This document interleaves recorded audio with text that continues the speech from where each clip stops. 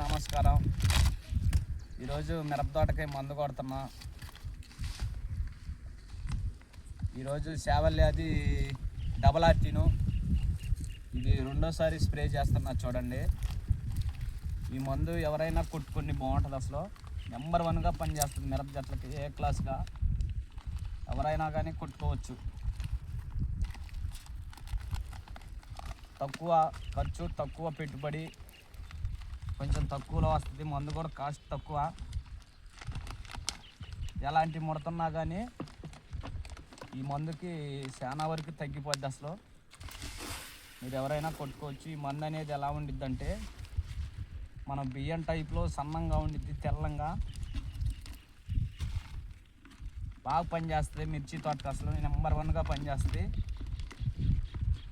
ఇదిగో నా చెట్లకి ఇది రెండోసారి కొట్టాను. ఇది చూడండి, ముడత అనేది ఎలా వెళ్ళిపోయింది. అసలు లేదు, గ్రోతింగ్ వచ్చింది, ముడత లేదు అసలు. ఏ షాపులో అయినా దొరికిద్ది. ప్రతి ఒక్కళ్ళు కంపల్సరిగా ఈ మందు కొట్టుకోండి. 100కి 100% నేను గ్యారెంటీ ఇస్తాను.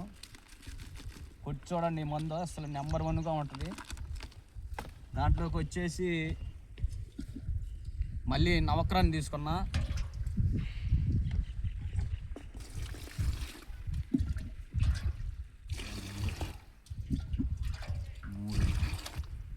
నేను వచ్చేసి నవక్రాన్ని తీసుకున్నా.